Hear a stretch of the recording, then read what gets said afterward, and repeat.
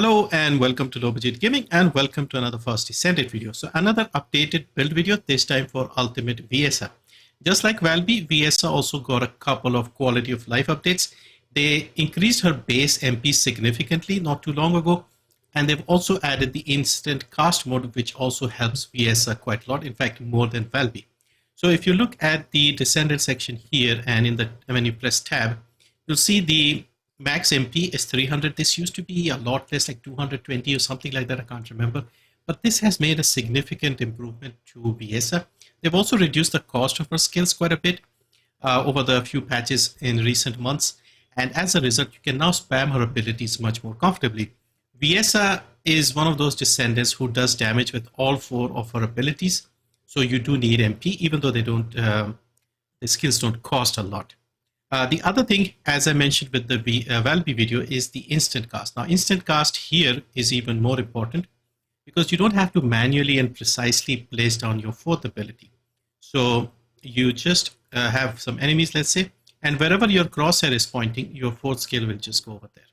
So much more easy to put down the skills. If you're using this grapple setting, it's easier to see where the crosshair is. So once again, in the options, if you go down and pick this option, it'll be just easier for you to see where your skills will go. So this makes life a lot easier. She has very low cooldown, lots of MP, lots of damage, 100% crit rate. She's just a very solid Descendant all around, and she's also excellent in the new breach tracking, especially the White Knight Gulch map, because the enemies there are weak to chill. Anyway, let's have a look at the build because the build is very straightforward.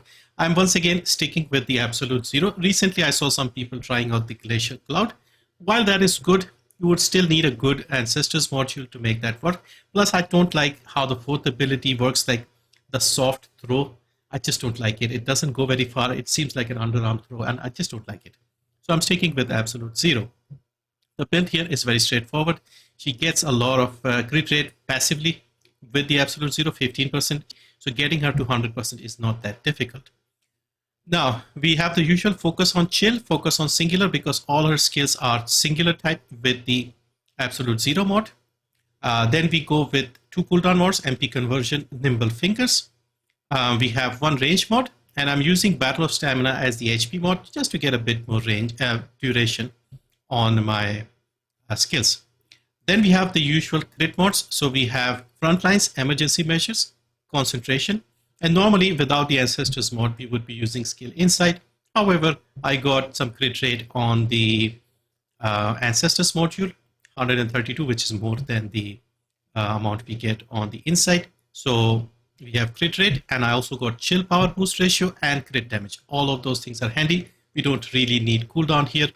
If you got a lot of cooldown, you could consider putting power beyond, but we also don't have many sources of adding chill power because unlike other Descendants like Freyna, where we have the plague set giving us 43% toxic power, we don't have many options for chill power. So getting some chill here and chill here is very handy. It increases our chill damage quite a bit. Now we are also going to get the power beyond trigger module. This will give us a flat 15%, and it also works with VIESSA skills, which is a bonus. Now we have the ground eruption mod, which we use on Valby. However, for that one to work, it's a bit difficult on VIESSA because the ground dot is the second skill and the global dot is the fourth skill. So using the second skill to put the ground dot on enemies, it's a bit more tricky compared to Valby because Valby can put down a lot of water. So we are sticking with power beyond basically. So yeah, 15% here, we'll get the 9% from quantum domain. So we will get a little bit in the base skill power section as well. So yeah, so the roles here, crit rate to replace your insight module, crit damage, chill power, singular power, those things are handy. So if you're using, let's say, focus on chill, you can use singular power if you get the role here. Cooldown is not that important because I'm using external components to get the 90% cooldown. So speaking of the external components, we have two pieces of the plague set and two pieces of the hunter set. The two pieces of the plague set give you singular skill power, only 5%, but at least it's something. The tech power isn't really handy here. but we are getting some singular power because we don't have many sources for that. The 2 pieces of the Hunter set gives us cooldown, and we go with the sensor and the processor because processor has HP, and over here we have HP as well. For the reactor, we are using Frozen Singularity Reactor. We get chill power and singular power here, and the options we want are crit damage and cooldown. You can also use this reactor with Haley, exact same reactor, with a cold heart transcended. For the Inversion Reinforcement, we are once again using a little bit of cost reduction. Not really needed anymore, but still handy, especially when you reach the abandoned fusion boss in the Forbidden Sanctuary. That's about the only place where I found myself running out of MP. And then we have selective neurostimulation. I have the shield particle reconfiguration. You can use deploy hardened shell, which I usually use. I just wanted to mix things up a little bit here. For the Arche tuning, standard crit damage setup. So we go take the skill, we take the MP recovery out of combat. We need to take one route to get to the middle. We take all the skills, the range, the enhanced skill, MP, cooldown, go left, take the purple crit damage. Up here, we go and take the chill chain catalyst. Very easy.